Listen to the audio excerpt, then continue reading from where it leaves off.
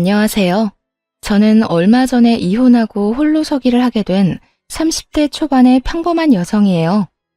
제 인생의 하나의 빛이라 생각했던 결혼 생활이 이렇게 허무하게 무너질 줄은 생각도 못했죠. 저는 어린 시절 극과 극의 삶을 살았어요. 고등학교 들어가기 전까지는 정말 제 인생 최악의 인생이라고 생각했어요. 그것도 이혼할 때에는 순위가 바뀔 뻔했죠. 저의 성장 과정은 그리 순탄하지 않았어요. 어머니와 아버지를 어린 나이에 잃었고 어린 시절에는 이모 밑에서 자랐죠. 아버지는 도박 중독이었고 무연고 처리될 뻔했어요. 그런 아버지가 죽고 나니 죽도록 아버지 빚만 갚던 어머니도 끈 떨어진 것처럼 의욕을 모두 잃더니 사고로 돌아가셨죠. 그랬기에 어린 시절 내도록 배를 골아야 했고 부재 중인 아버지와 바쁜 어머니를 그리워하며 정신적으로도 굶주려야 했어요. 그래서 저는 평범한 사람과 결혼하고 싶었어요. 그리고 가정을 이루는 것이 꿈이 된 사람이었어요. 저에게도 평범한 삶이 가능하다는 것을 믿고 싶었거든요. 그래서 남편과 결혼을 결심했어요. 그러나 그 결심은 시모와 둘이서 만난 자리에서 와르르 무너졌어요. 사실 시모를 본 건 그날이 두 번째였어요. 첫 번째 날에 남편과 함께 봤을 때는 분위기가 꽤 좋았던 걸로 기억하거든요. 그런데 둘이서 만나니 시모의 본심이 드러났죠. 나는 우리 아들 너처럼 부모 없이 자란 애한테 보내기 싫어. 생각 좀 해봐. 내가 우리 아들한테 얼마나 좋은 것만 해줬는지 아니? 우리 아들이 너 좋아하는 거 알면 너도 눈치껏 빠져줬어야 하는 거 아니냐고. 부모 없이 힘들게 큰 건 알겠는데 연애는 너랑 수준 비슷한 남자랑 해야지. 쥐뿔도 없는 게 우리 아들을 꼬드겨? 시모가 저를 너무 마음에 안 들어 했어요. 저도 화가 나는 마음에 목소리를 높였죠. 제가 부모가 없는 게 천만다행이네요. 아주머니 같은 부모가 있었다면 얼마나 부끄러웠겠어요? 부모 없어도 이모가 저 열심히 키워주셨고 대학까지 보내줬어요. 저한테는 이모가 부모고 언니예요. 함부로 저희 집 욕하지 마시라고요. 요 맹랑한 게 어디서 어른 보고 소리나 질러? 네가 이러니까 부모 없다고 사람들이 뭐라 하는 거지. 이래서 가정교육이 중요한 거고 이래서 부모 밑에서 사랑받고 크는 게 중요한 거야. 당장 우리 아들이랑 헤어져. 나는 너희 사이 인정 못한다. 저는 꽥 소리를 지르고 나와 남편과 한바탕 싸웠어요. 그렇게 헤어지려고 생각하던 중에 제가 임신을 했다는 걸 알아차렸어요.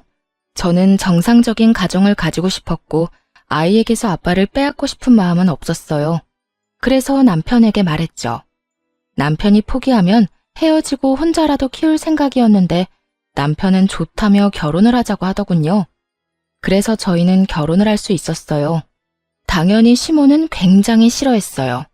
당장 저더러 뭘 해올 수 있냐며 소리를 빽 지르더라고요. 저는 이 우울한 상황에서 이모와 상담을 했어요. 아이가 생겨 결혼하려는데 시모가 반대한다고 말이죠. 그런데 이모가 의외의 말을 하더라고요. 그 집 사람들 안 되겠네. 감히 우리 조카를 그런 식으로 취급하다니. 걱정하지 마. 이 이모가 다 해결해 줄게. 너 시집살이 편하게 할 수 있도록 말이지. 이모는 그렇게 말하고 저를 전폭적으로 지지해 줬어요. 특히 상견례를 할 때 나와서 시모를 꾹꾹 밟아줬죠. 이모는 온갖 명품을 휘감고 나와서는 시모에게 말했어요. 저희 조카가 참 착해요.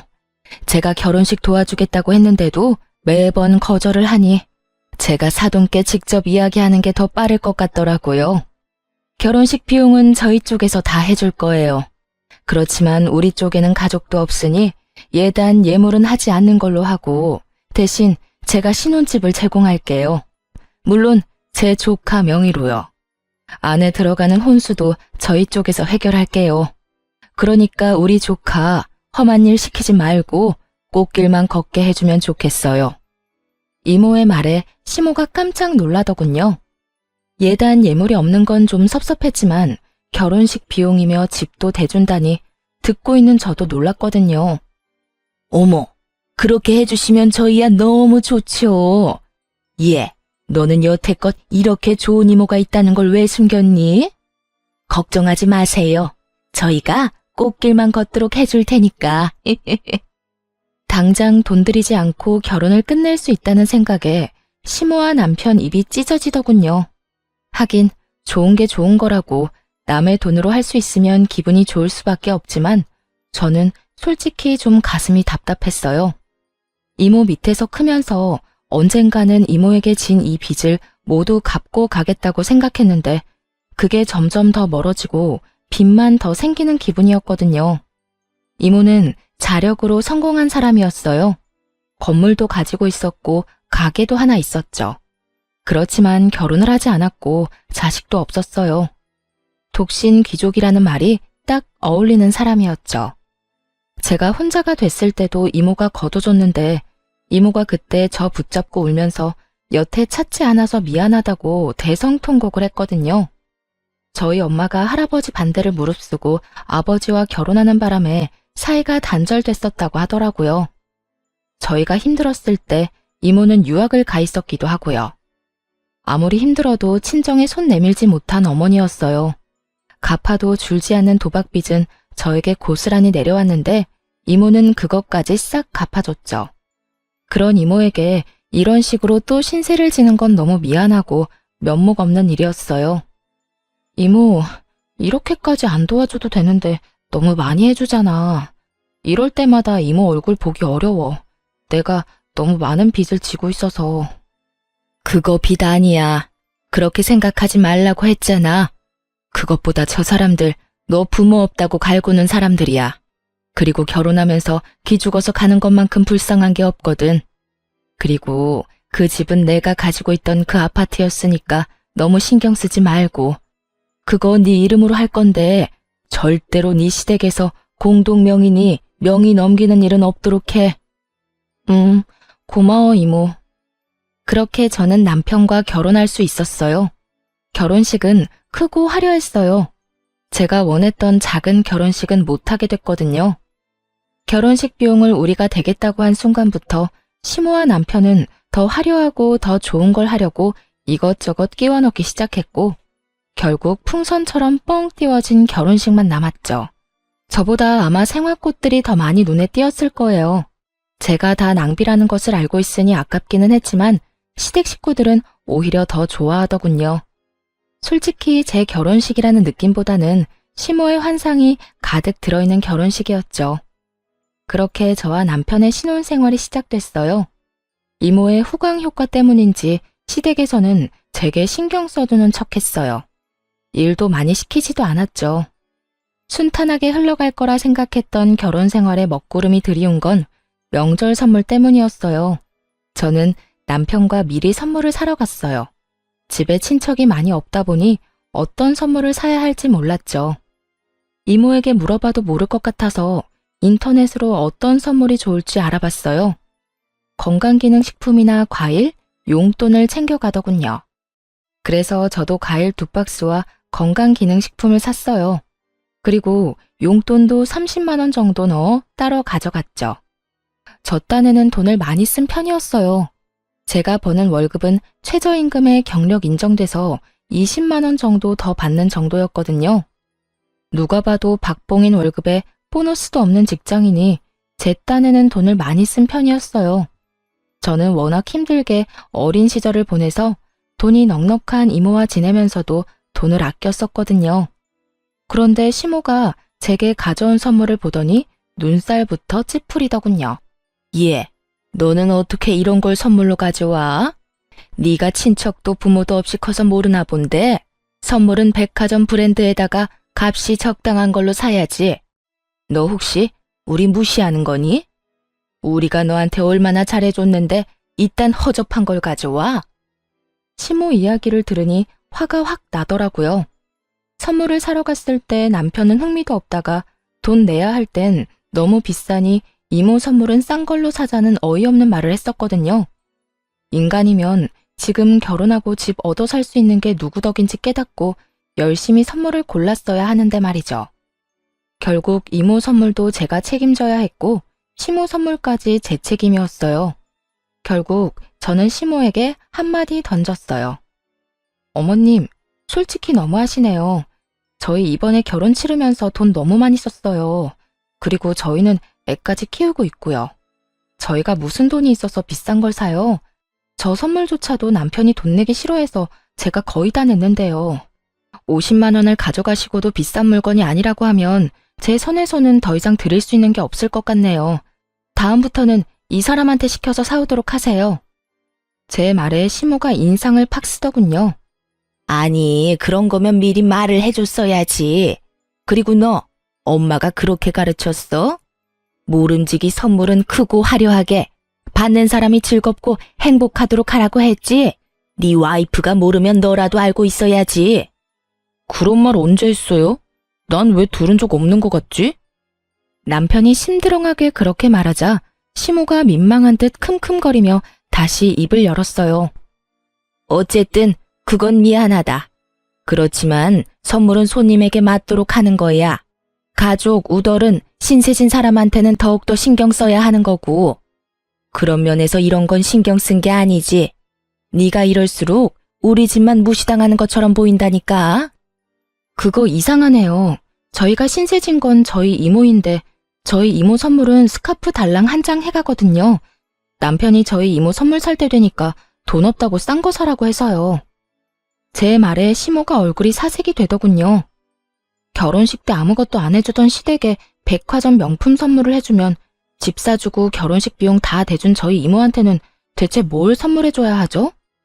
제 말에 시모와 남편이 아무 말도 못하고 저만 쳐다보더군요.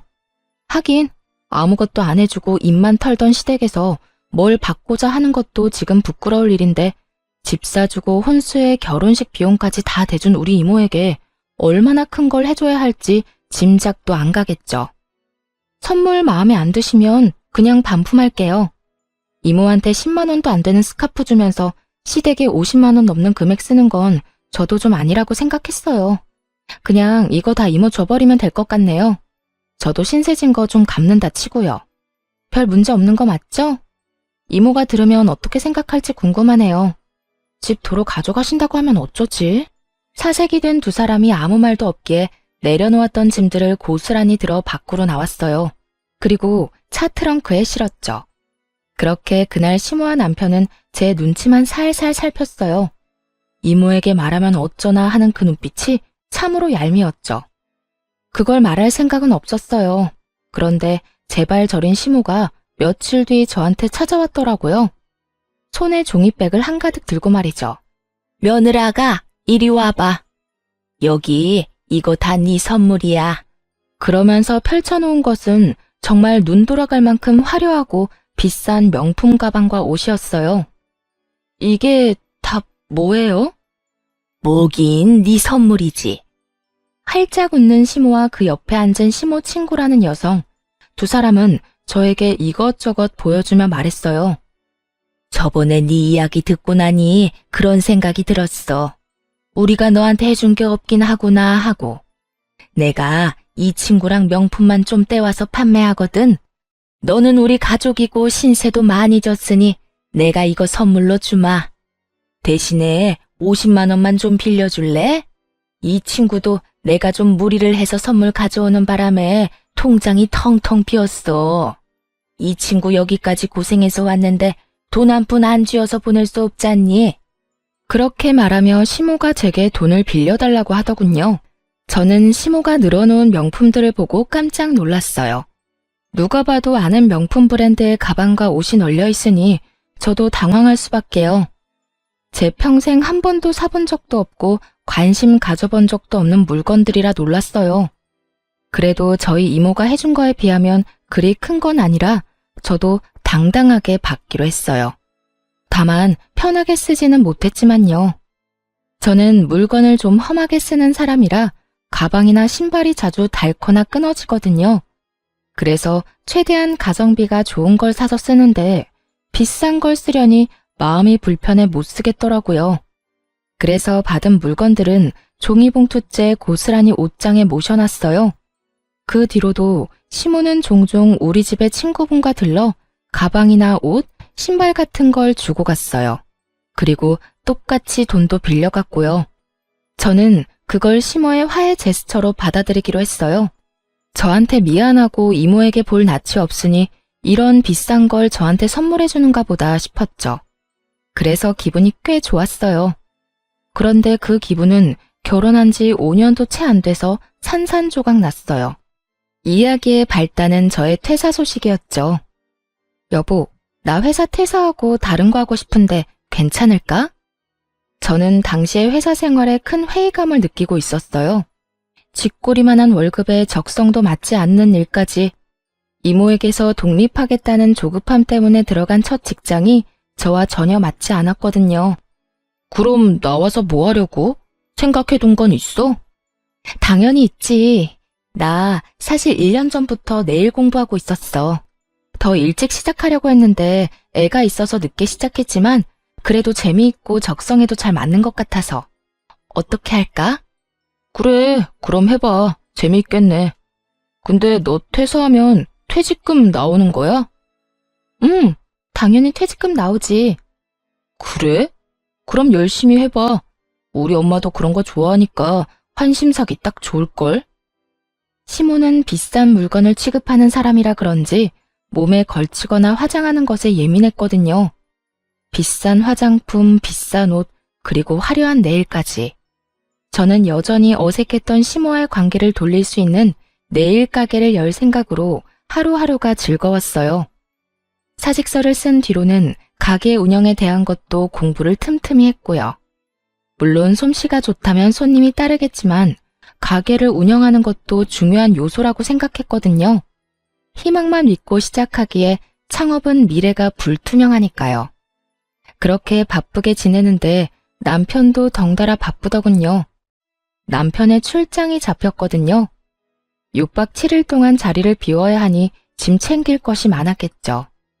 그런데 하나부터 열까지 다 새로 사는 거예요.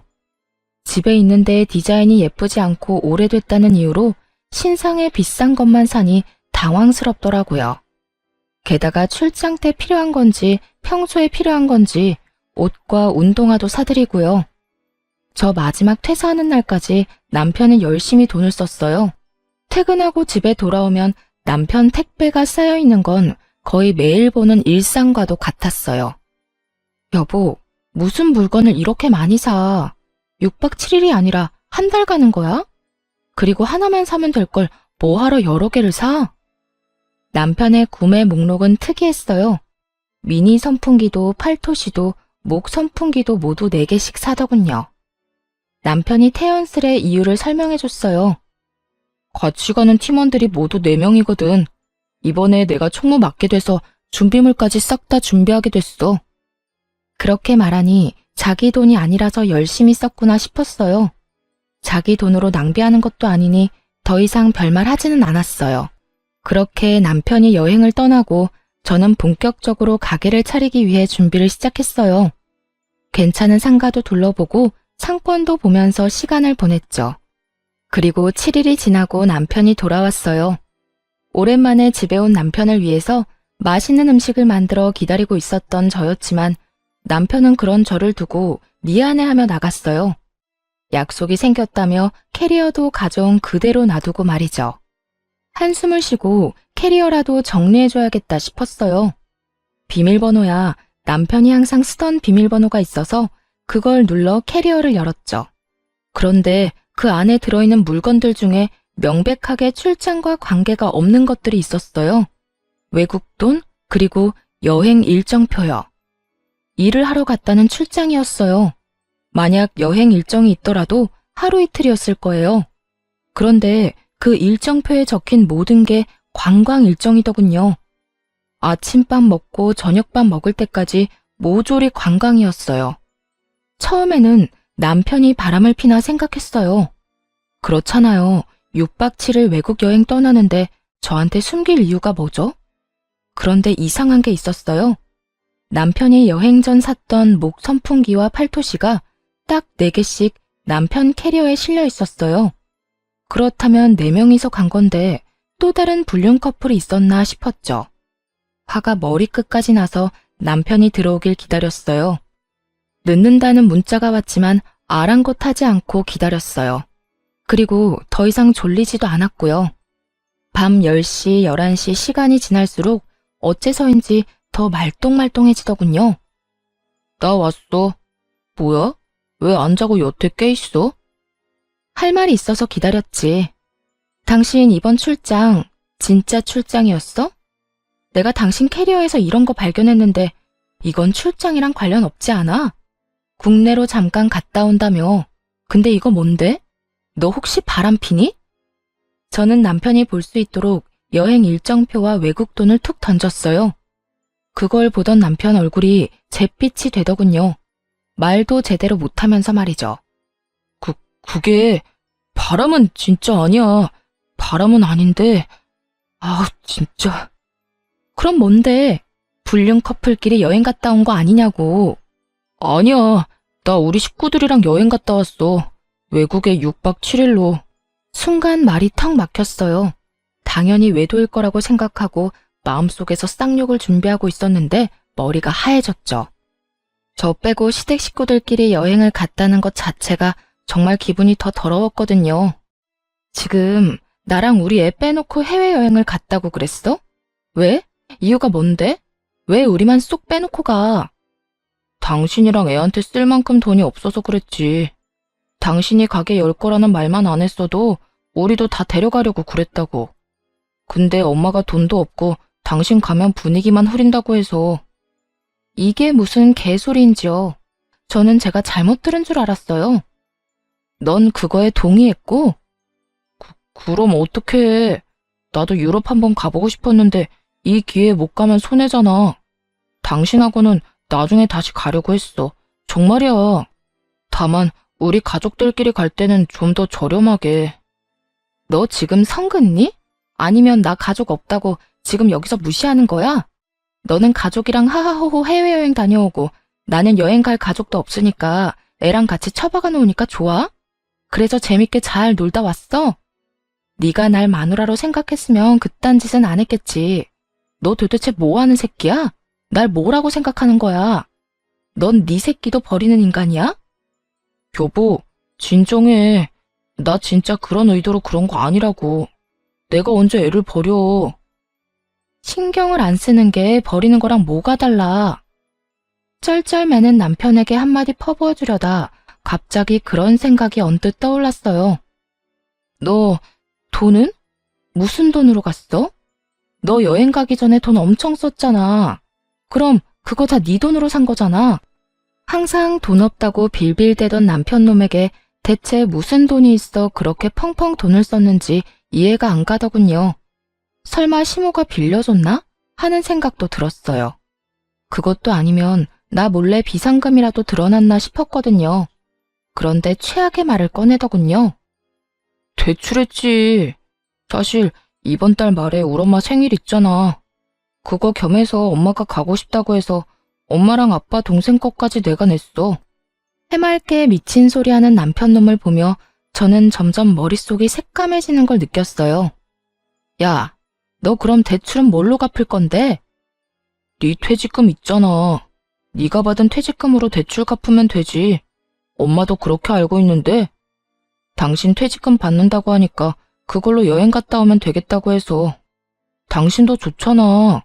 엄마 생일에 신경 쓸 것도 없고 내가 다 해결해놨으니까. 해결이라뇨? 이건 해결이 아니라 진흙탕으로 만들어버린 거였어요. 전 퇴직금을 거기 쓸 생각이 요만큼도 없었거든요. 아니, 생각조차 없었죠. 그건 제 가게에 들어갈 자본이었어요. 제가 남편에게 말했어요. 미쳤어? 내가 그걸 갚아주게? 나 그거 절대 안 갚아줄 거야. 네가 알아서 해. 그럼 이 집 담보로 대출 받으면 되지. 이게 네 거야? 미친놈아, 생각하고 말하라고. 선을 넘는 남편 발언에 저는 잠시 생각했어요. 이러다간 끝도 없이 제 재산을 노리겠다 싶어서 제가 받아놓고 쓰지 않는 명품들이 생각났죠. 열받아서 남편놈을 집에 재우고 싶지 않아서 시댁으로 쫓아냈어요. 그리고 다음날 오전에 전당포가 문 여는 시간에 맞춰 제가 시모에게 받은 명품들을 모조리 들고 갔어요.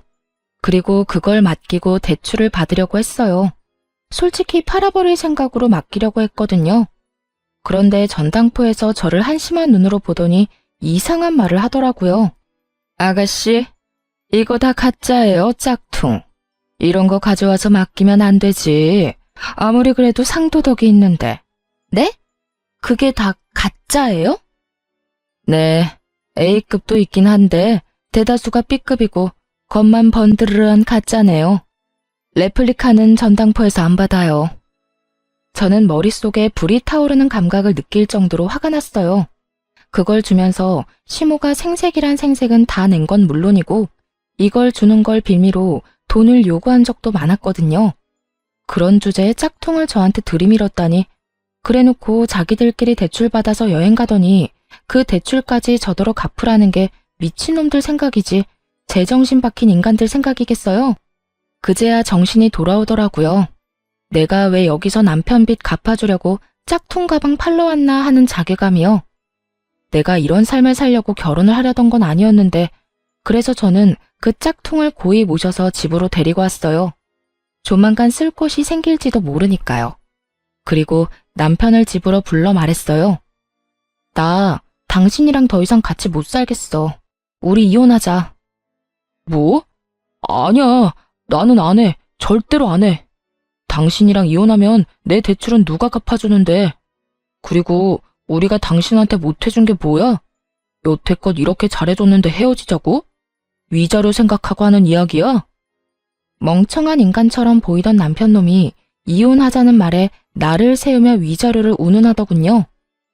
그럼 내가 너랑 왜 살아? 가족여행 갈 때 빼놓고 가고 나한테 상의도 없이 대출받아서 시댁 사람들한테 다 쓰고 나더러 대출 갚아달라고 요구하는 남자랑 네가 빌렸으면 네가 갚아. 나한테 빨대 꽂지 말고. 뭐? 빨대? 너 말 다 했어? 가족끼리 갔다 올 수도 있지. 그럼 너도 다녀와. 내가 보내준다니까. 그럼 돈 내놓던지.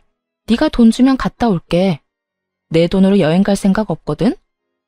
뭔 헛소리야. 왜 내 돈으로 네가 여행을 가는데? 그럼 넌 네가 여행 갔다 온 경비 왜 나더러 내라는 건데. 그거랑 똑같은 말이거든? 돈 절대 못 주니까 이혼해. 와, 너 진짜 대단하다. 어떻게 한 번을 안 봐줘? 내가 매번 이랬어? 우리 집이 매번 이랬냐고. 한 번 놀다 온 거 가지고 되게 뭐라 하네. 속으로 꺼내고 싶은 말이 많았지만 참았어요. 네 엄마 짝퉁 줬다더라 하고 소리치고 싶었거든요. 그런데 끝까지 참았어요. 그건 비상시에 요긴하게 쓰일 물건들이었으니까요. 제가 한치의 물러섬도 없이 이혼을 요구하고 그 다음날 이혼 서류를 가져와 건네자 남편이 슬슬 당황하기 시작했어요. 제가 한 말이 그냥 홧김에 한 말인 줄 알았나 보더라고요. 여보, 내가 좀 잘못한 것 같기는 해. 그치만 이건 좀 너무하지. 아무리 그래도 이혼이라니. 우리가 얼마나 어렵게 결혼했는데 안 그래? 그러니까 그렇게 어렵게 결혼한 내 인생이 지옥으로 가고 있다는 걸 깨달았으니 당신 같으면 기분이 어떻겠어? 지옥이라는 말에 남편놈 얼굴도 일그러지더라고요. 지옥? 여행 간 게 그렇게 아쉽고 원통했으면 나랑 가면 되잖아. 한 번 더 갔다 오면 되지. 여행? 그것 때문에 화난 거 아닌데? 네 말대로 여행 나 혼자 호화롭게 다녀오면 그만이지. 근데 넌 건드려서는 안 될 걸 건드렸어. 내 퇴직금 이야기는 꺼내지 말았어야지. 그거 내 사업 미천이거든? 네가 가져가려고 한 건 단순한 돈이 아니라 내 미래야. 그런 너하고 무슨 결혼 생활을 어떻게 이어가? 틈만 나면 내 인생 말아먹으려는 게 눈에 보이는데. 남편이 제 말에 아무 말도 못하고 입술을 잘근잘근 깨물더니 밖으로 나가버렸어요. 저는 남편이 나간 것을 보고 바로 흥신소에 연락했어요. 저희 시모 뒤 좀 캐달라고 말이죠. 그리고 며칠 뒤 저희의 이혼 소식을 남편에게 전해들은 시모가 저희 집으로 찾아왔어요. 이혼이라니? 갑자기 이게 다 무슨 일이야? 너 왜 갑자기 말을 바꾸니? 이 결혼 네가 원해서 하자고 한 거야. 그런데 이렇게 쉽게 뒤집는다고? 결혼이 장난인 줄 알아? 장난이 아니니까 이혼하자는 거예요. 넷이서 룰루랄라 외국 여행 갔다 오셨죠? 그런데 당신 아들이 나한테 뭐라고 한지 알아요? 내 퇴직금으로 당신들 여행 경비 대출 받은 거 나더러 갚아달라고 했어요. 내가 왜요? 내가 그 여행에 1분도 함께하지 않았는데 내가 왜 그딴 호구짓 하고 있어야 하냐고요. 호구짓? 너 우리가 그렇게 잘해줬는데 이딴 식으로 말하면 안 되지. 이혼하고 싶으면 해. 그런데 우리는 절대로 너 용서 못하거든. 이 이혼 너한테 100% 원인 있는 거니까 갈 거면 이 집 내놓고 가든지 아니면 그에 준하는 위자료 내놓고 가든지 둘 중에 하나는 내놓고 가. 이모한테 말해서 달라고 하면 줄 거잖아. 안 그래? 역시 원하는 건 이 집, 그리고 돈이었더라고요. 이 집의 명의는 결혼 기간 중에 저로 바뀌었거든요. 제가 이모에게 끝끝내 돈을 갚겠다고 해서 이모가 결국 차용증을 써줬어요. 이 집이 그렇게 탐나요? 이 집 제 거 맞아요. 그런데 이거 가져가면 우리 이모한테 달마다 돈 내야 되는데 괜찮겠어요? 같이 빚 갚는 것도 나쁘지 않죠. 일단 제 명의니까요. 그제야 차용증을 보고 살짝 놀란 시모가 저를 흘겨보며 그러더군요. 왜 가족끼리 차용증을 써? 이거 거짓말 아니야? 그리고 네가 힘들면 이모가 도와줄 거잖아. 설마 그렇게 잘해줬는데 너 이혼할 때 돈 안 내줄까 봐? 차용증은 진짜였지만 이모와 제 관계가 워낙 돈독했으니 그것만 믿고 있는 게 분명해 보였어요. 그래서 저는 한 가지 더 던졌죠. 어머님, 이모와 제가 친하다 해도 조카와 이모 관계예요. 평생 모은 재산을 생판 남한테 준다고요? 요새 저희 이모 저랑 만나주지도 않아요. 새로 사귄 남자친구한테 빠져서요. 그런데 뭐요? 저를 도와줘요? 염치가 있고 정신이 똑바로 박혔으면 결혼식 때 도와준 걸로 끝이라고요, 끝. 누가 그 이상 도와줘요? 상식적으로 생각해요, 상식적으로. 그리고 때마침 이모가 전화가 왔어요. 물론 사전에 이미 이야기가 됐었고 제가 먼저 통화 버튼을 눌렀다가 끊으면 이모가 전화해 주기로 했죠. 보세요. 저희 이모 전화 왔네요. 무슨 말할 건지 들어볼래요? 전 일부러 스피커폰으로 켰어요. 이모 나야. 무슨 일로 전화했어? 너 돈 안 줄 거야? 그 집 너한테 준 거 아니고 판 거야. 돈을 빌려갔다고 차용증까지 썼으면 매달 갚아야지. 미안해 이모. 퇴직금 나오면 금방 넣을게. 요즘에 잘 지내? 잘 지내고 말고. 얼마 전에 좀 이르긴 하지만 유언장도 썼어. 남자친구가 내 재산 노린 남자면 그 유언장 보고도 나한테 들러붙으려고 하진 않겠지. 유언장 내용이 뭔데? 내 전 재산 기부하기로 했거든. 돈 노리고 접근한 남자면 그거 알면 바로 도망가지 않겠니? 그 말을 듣고 있던 시모가 제 폰을 노려보더군요. 하긴 이모에게서 돈을 뜯으려는 상황이 무산된 것은 물론 이러다가 빚덩어리인 집까지 떠맡게 될 가능성이 높아졌으니까요. 전화를 끊고 나니 남편이 바로 이야기했어요. 내가 들어보니 예산 일이 아니었네. 그래, 이혼하자. 당신이 원하는 대로 해줄게. 이제야 선심 쓰듯 이혼해주겠다는 남편 놈을 째려봤어요. 그에 아랑곳하지 않고 남편은 한마디를 더 보탰어요. 대신에 내 빚 갚아줘. 내 빚에 위자료까지 5천만 원만 주면 깔끔하게 이혼해줄게. 그 안에 당신한테 준 명품 가방이랑 옷, 액세서리 값도 포함이야. 알았지? 드디어 제가 원하던 말을 내뱉더라고요. 생색을 그렇게 냈으니 그 명품 이야기를 안 할 수가 없겠죠. 최대한 많이 부풀려야 저한테서 많이 뜯어낼 수 있을 테니까요. 그래서 일부러 여태껏 그 짝퉁 이야기는 꺼내지도 않았거든요. 저는 그 예쁜 쓰레기 폭탄을 시모에게 돌려줄 생각이었어요. 곱게 포장해서. 그 이야기는 변호사 만나서 하는 게 어떨까? 나중에 다른 말 듣고 싶지도 않고 증인이 있어야 하지 않겠어? 그대로 했다가 나중에 딴소리하면 피차 곤란하잖아.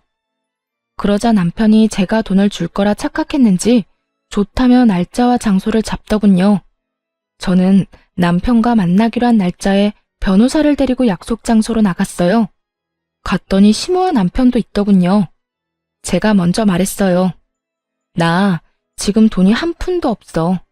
퇴직금은 얼마 전에 가게 창업하느라 다 썼거든. 당신이 받고 싶다고 한 돈이 얼마였지? 5천만 원. 내가 얼마 전에 빌린 대출이 2천만 원이고 3천만 원은 위자료. 남편 말이 끝나자마자 시모가 급히 말을 끼워 넣었어요. 내가 준 명품 선물도 잊지 마. 그것도 값쳐서 줘야 해. 아, 그 명품들 다 얼마였는지 기억나세요? 그럼 분명히 1억은 넘었어. 내가 얼마나 너한테 많이 줬는지 아니? 네가 신혼집 가져왔다고 해서 그렇게 해줬는데 이렇게 빨리 헤어질 줄 알았으면 그냥 아무것도 선물 안 하는 건데 말이지. 그럼 영수증 좀 주세요. 그거 한번 볼게요. 영수증? 그게 아직 있을 리가 없잖아. 어디서 산 건지도 기억 안 나. 아마 현금으로 사서 카드 기록도 없을 텐데.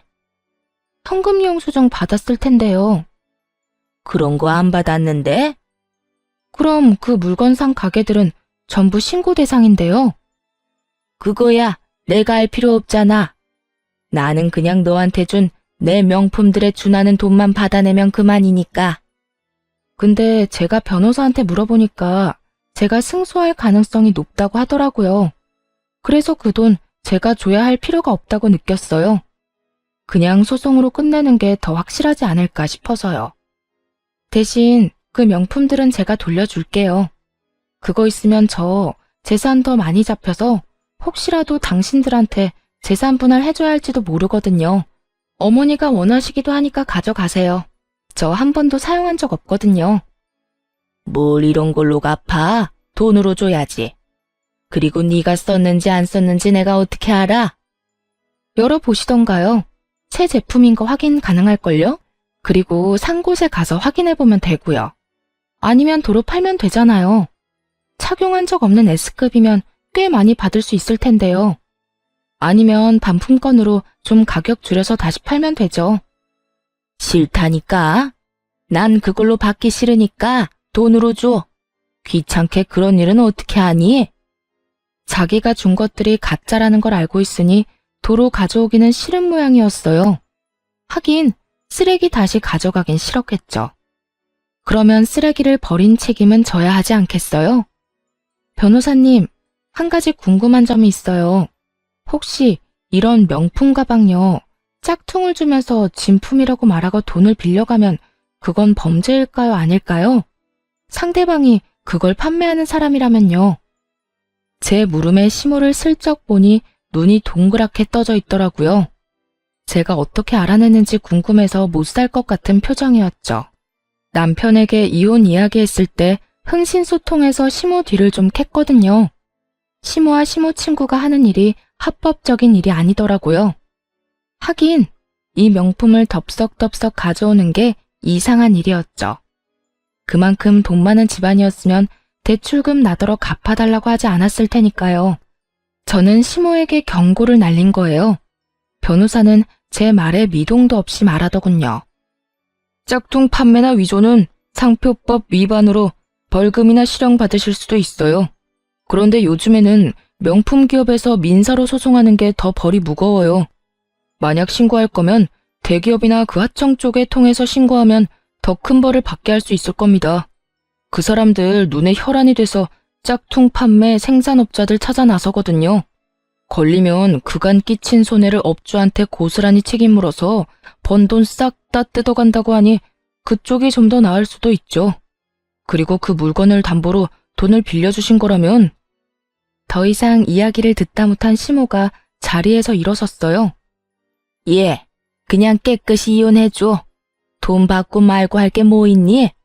그냥 헤어지고 이 물건들도 내가 다시 다 가지고 가마. 그리고 네가 나한테 빌려준 돈은 내가 다시 돌려주마. 그러니 이제 여기서 그만하자.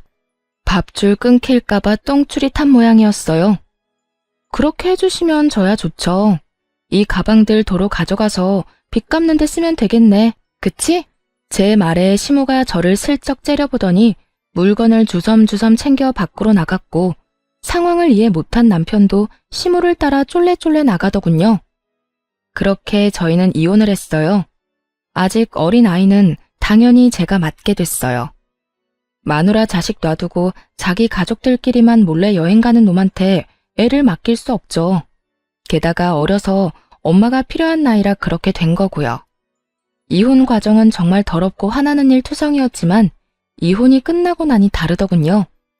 시모가 저에게 준 예쁜 쓰레기들을 고스란히 시모에게 되돌려주니 어찌나 속이 시원하던지. 그리고 이혼을 하고 나서는 짝퉁 판매업자로 시모와 시모 친구를 신고했어요. 저한테 곱기만한 쓰레기 안겨주고 생색내고 돈 뜯으려는 시모가 너무 얄미워서 말이죠. 결국 시모와 시모 친구는 저 때문에 부랴부랴 거점을 옮겼지만 그 새를 못 참고 또 짝퉁 판매하다가 경찰에게 걸렸더라고요. 기회가 왔을 때 똑바로 살았으면 이런 일도 없었을 텐데. 그리고 전 남편은 자신이 가진 대출도 터지고 펑펑 돈을 쓰던 시부모의 빚까지 겹쳐지면서 빚에 허덕이고 있더군요. 그야말로 자기가 누울 자리 무덤 판 거죠. 무사히 이혼한 제게 이모가 그러더군요. 무사히 지옥에서 탈출한 거 축하한다. 그리고 그 집은 내 선물이니까 차용증은 없던 일로 하자. 네가 돈 갚고 싶어하는 마음은 아는데 내가 언니한테 못해준 거 너한테 해주고 싶어서 그래. 그리고 언니가 너한테 해줬어야 할 것들도 해주고 싶고. 우리는 이제 세상에 둘뿐인 가족이잖아. 이 말을 듣는데 어찌나 짠하던지. 그렇게 저는 빚 없이 온전히 신혼집을 지켜냈어요.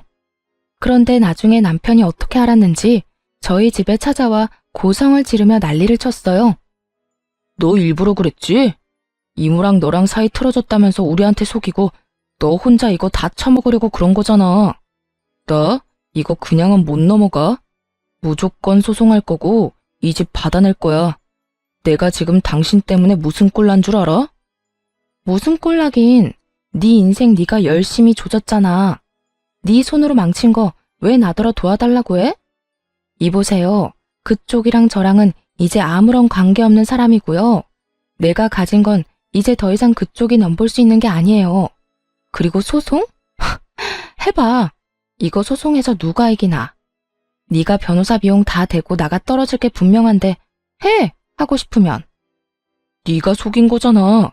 그 집 받을 거라고 약속되어 있었고 이모랑 관계 틀어졌다는 것도 다 거짓말이었고 그러면 이혼 자체가 무효인 거 아니냐고. 정신 똑바로 차리고 들어. 너 이혼할 때 이혼 사유가 이 집이었어? 아니지. 나는 네가 맘대로 돈 빌리고 나한테 그거 갚아달라고 떼쓰고 나를 너희 가족 안에서 철저히 무시한 걸로 이혼하자고 했어. 그 이유만으로도 이혼 확정 사유는 차고 넘쳐. 그런데 이 집을 이유로 혼인 무효를 걸겠다? 너 특유 재산이라는 거 모르지? 그걸 알면 네가 여기 와서 이런 뻘짓하고 있지는 않겠지. 넌 내 재산 단 하나도 못 건드려. 죽었다 깨어나도 너한테 줄 거 없으니까 거지처럼 여기서 구걸하고 있지 말고 이제 그만 꺼져. 야, 진짜 1억이야? 너 나 좋아했잖아. 우리 사랑해서 아이까지 낳으며 알콩달콩 살았잖아. 그런데 네가 어떻게 나한테 이래? 이럴 거면 결혼을 왜 하자고 했어? 그 말을 듣는데 이성이 뚝 끊어지는 소리가 들리더군요. 잘 살아보려고 했는데 초친 건 너랑 너희 엄마잖아. 결혼하기 전에 너희 엄마가 나 몰래 만나자고 해서 무슨 소리 했는지 모르지? 넌 좋은 것만 가져서 내가 그걸 줄 수 있겠냐고 따지더라. 그때 걸렀어야 했는데 내가 너무 세상 물정 몰랐지. 차라리 애를 혼자 키우는 게 나을 줄은. 우리 엄마도 너한테 잘해주려고 했어. 네가 너무 예민한 거라고. 나는 너 절대 용서 못해. 엄마 신고한 것도 너잖아. 잘해주기는? 짝퉁 명품 넘기면서 그 배로 돈 빌려간 사람이 당신 어머니야. 그리고 나 빼놓고 여행 가자고 한 사람도 너희 어머니겠지. 네가 생각이 있었다면, 나를 정말로 생각하는 마음이 있었다면 나 빼놓고 여행 갔겠니? 부모님만 보내고 나랑 따로 가자고 해야 하는 게 맞는 거 아니냐? 상식적으로 왕따 시켜놓고 내가 너 잘 챙겼잖아 하면 누가 믿어주기는 해?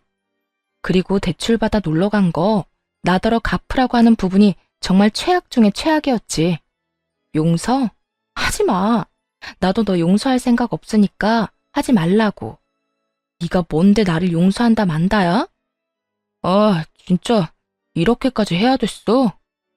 그렇게까지 안 했으면 너랑 네 어머니가 내 뒤통수 때리고 버렸겠지. 그 많은 빚은 왜 그렇게 끌어다 쓴 거야? 도대체 뭘 믿고 그런 대담한 짓 했는지 알 수가 없어. 그래놓고 그 짓에 대한 책임은 내가 왜 져야 하는데? 나도 왜 이렇게 됐는지 모르겠다고. 당신한테 돈이 있잖아. 당신 이모 어차피 핏줄이 너뿐이라며. 그러면 그 사람 죽을 때 그거 다 당신 재산 되는데 그것 때문에 엄마가 많이 빌려 쓴 것 같더라고. 결국은 모든 게 돈이었어요. 참 뻔뻔한 거지 멍청한 건지. 이모가 만에 하나 재산을 물려주더라도 그건 제 몫이죠. 그런 저를 이렇게 괴롭게 만들어 놓고 제가 그 돈을 뱉어놓을 거라는 생각은 무슨 머리로 한 건지 모르겠어요. 가짜 명품으로 구슬릴 생각이었는데 그것도 참 웃긴 일이었고요. 너랑 너희 가족은 내가 돈으로 보였겠네. 그러니까 앞으로 나 찾지 마.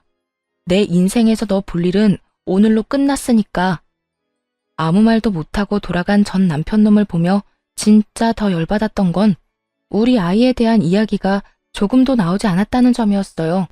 이제라도 애 걸고 넘어지면 곤란하니 저도 대화할 때 최대한 아이 이야기는 하지 않았지만 그래도 짜증나는 건 어쩔 수 없더라고요. 지 엄마는 그렇게 챙기면서 저랑 아이는 생각도 안 하다니. 참 이기적이고 못된 전 남편이다 싶어요. 나중에 들리는 소문에는 빚이 너무 많아져서 월급으로 갚지를 못해서 일을 그만뒀다고 하더라고요. 그만두면서 나온 퇴직금으로 그 빚 어느 정도 갚고 나머지는 택배 알바하면서 갚고 있다는 말 들었어요. 시모와 남편이 빚을 지게 된 원인은 제가 가진 집과 이모의 재력 때문이었더라고요. 그게 언젠가는 제 소유가 된다고 착각을 했는지 아주 흥청망청 써댔더라고요. 저는 아이와 둘이서 잘 지내고 있어요. 새로운 네일샵은 이모네 건물 1층에 열게 됐고 결국은 또 이모의 도움을 받게 됐어요. 저도 이모처럼 앞으로는 혼자 살 생각이에요. 아이도 있겠다. 차라리 남편 없이 혼자 사는 편이 마음이라도 편할 것 같더라고요. 글을 쓰다 보니 길어졌네요. 긴 글 읽어주셔서 감사합니다.